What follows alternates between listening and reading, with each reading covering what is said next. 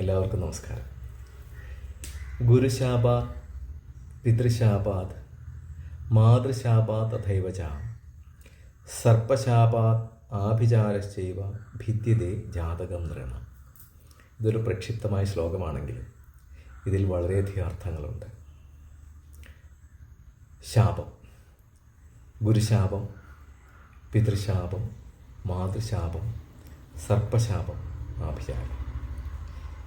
ഇങ്ങനെയുള്ള കാരണങ്ങളെ കൊണ്ട് ഒരു വ്യക്തിക്ക് തൻ്റെ ജാതകത്തിൽ നൈസർഗികമായി ഉണ്ടാകേണ്ടിയിരുന്ന അനുകൂല ഫലങ്ങൾ ലഭിക്കാതെ ഇരിക്കുകയും ആ ജാതകത്തിലുള്ള ന്യൂനതകൾ പൂർണ്ണമായി ജീവിതത്തെ സ്വാധീനിച്ച് ജീവിതം വികലമാക്കപ്പെടുകയും ചെയ്യുന്ന ഒരവസ്ഥ ഉണ്ട് എന്ന് പറയപ്പെടുന്നു.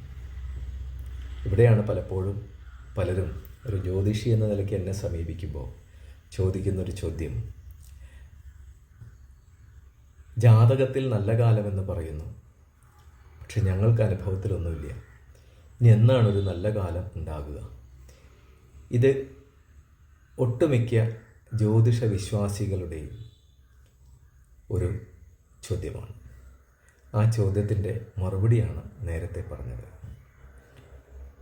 ഇവയെപ്പറ്റി യഥാർത്ഥത്തിൽ ഗാഢമായി വിശകലനം ചെയ്ത് ഉത്തരം കണ്ടെത്തുന്ന ഒരു വലിയ സംരംഭമാണ് യഥാർത്ഥത്തിൽ ജ്യോതിഷത്തിലെ പ്രശ്നം എന്ന് പറയുന്ന പ്രക്രിയ. അതിനെക്കുറിച്ച് വിശദമായി ഞാൻ അടുത്ത വീഡിയോയിൽ പറയുന്നതായിരിക്കും.